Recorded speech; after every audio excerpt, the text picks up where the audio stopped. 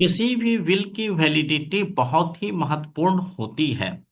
कितने का stamp paper हो ताकि मेरा जो विल है वो कोई चैलेंज नहीं कर सके।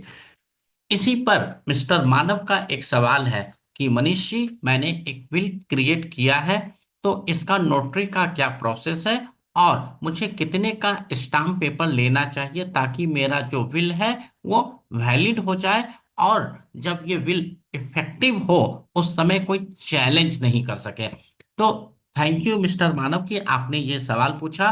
और आप भी कोई सवाल पूछना चाहते हो?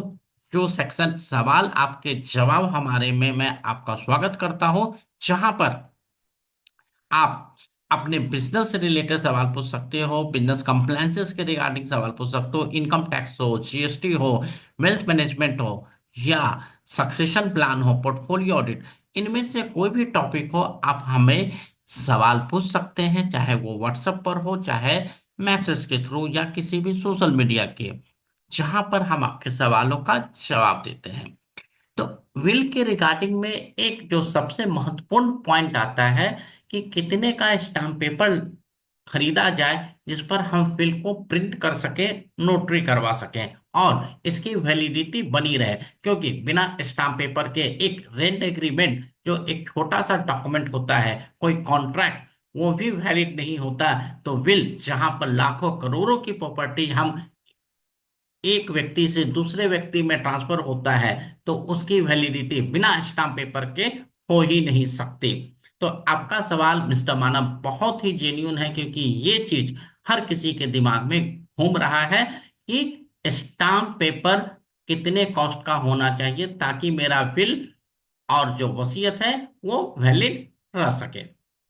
तो सबसे पहले आपको मैं एक बता देना चाहता हूं कि विल एक कॉन्ट्रैक्ट है, और ये कॉन्ट्रैक्ट रजिस्टर्ड भी वैलिड है, नोटरी भी वैलिड है, एक प्लेन पेपर पर लिखा हुआ विल भी वैलिड होता है, और ऑब्वियस सी बात है ओरल विल भी वैलिड होता है। अभी हाल में ही इंडिया पाकिस्तान का 3 से 4 दिन का युद्ध चला था। अगर मान लेते हैं कि कोई सैनिक, चाहे वो आर्मी का हो, नेवी का हो, या इंडियन फोर्स का हो, उसे गोली लग जाती है और वो अब मरने वाला है। मरने से पहले अपने बटालियन के सामने, अपने कलीग के सामने, अपने ऑफिसर के सामने अगर वो ओरल में भी अपने प्रॉपर्टी का डिस्ट्रीब्यूशन कर देता है, तब भी ये एक वैलिड बिल माना जाता है। तो आप ये सोचिए कि जब एक ओरल विल भी वैलिड होता है, तो क्या स्टाम्प पेपर की रिक्वायरमेंट आई? मोस्ट प्रॉब्ली नहीं। लेकिन जब मैं रजिस्टर्ड बिल की बात करूंगा, नोटरी करवाने की बात करूंगा, तो बिना स्टाम्प पेपर के ना नोटरी हो सकता है, ना ही रजिस्टर्ड विल हो सकता है।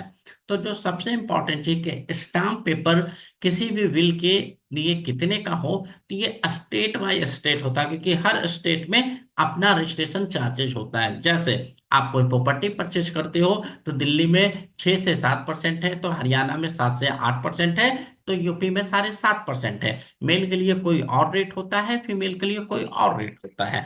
तो इस तरीके से जो स्टाम्प और रेवेन्यू एक्ट है वो स्टेट बाय स्टेट वेरी करता है। तो आपको सबसे पहले ये देखना पड़ेगा कि आप अपना बिल कौन से स्टेट के लिए बना रहे हो। जैसा मैंने अभी आपको एक्सप्लेन किया कि जब ओरल विल भी वैलिड है, तो इसका ये मतलब है कि स्टाम्प पेपर की रिक्वायरमेंट नहीं है। लेकिन अब आप कहते हो कि मैंने तो करोड़ों का प्रॉपर्टी विल में लिख दिया और मैं इसे कम से कम नोटरी करवाना चाहता हूं। तो जब आप नोटरी करवाने का फैसला कर चुके हो, तो प्रोफेशनली मैं आपको एडवाइस करूंगा कि आप 500 या 1000 रुपए के स्टाम्प पेपर पर विल को ड्राफ्ट कर लें और उसको आप नोटराइज कर लें। ये नोटराइजेशन कहीं भी हो सकता है। इसके लिए आपको किसी खास कोर्ट में जाने की जरूरत नहीं है। आपके नियर बाय जहां पर स्टाम्प पेपर मिलता है, वहां पर भी नोटरी वाला होगा, आप वहां से भी ये काम करवा सकते हैं। अब जो सबसे इंपॉर्टेंट सवाल होता है कि मेरे विल में तो 2 करोड़, 5 करोड़, 50 करोड़ की प्रॉपर्टी है, तो क्या 500 रुपए के स्टाम्प पेपर पर वैलिड हो जाएगा?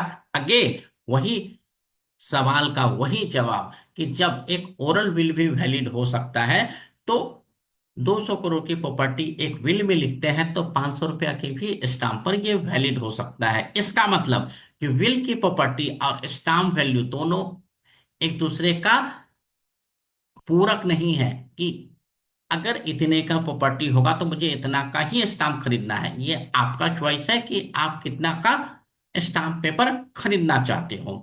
तो आपके सवाल के लिए सबसे पहले मैं आपको थैंक यू बोलता हूं, और आपके सवाल का जवाब है कि अगर ये दिल्ली में है तो मैक्सिमम आप 500 रुपए के स्टाम्प पेपर पर काम कर सकते हो, क्योंकि दिल्ली में स्टाम्प या रेवेन्यू काफी कम है, क्योंकि यहाँ पर एक रेंट एग्रीमेंट 100 रुपया में भी इफेक्टिव हो जाता है, वहीं पर बिहार में वही रेंट एग्रीमेंट 1000 रुपया में इफेक्टिव होता है।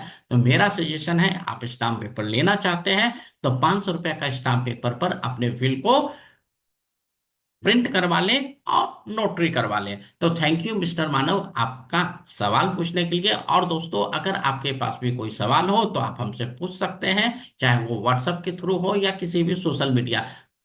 और मैं आपके सवाल का इंतजार करूंगा। जब तक दोस्तों, नमस्कार।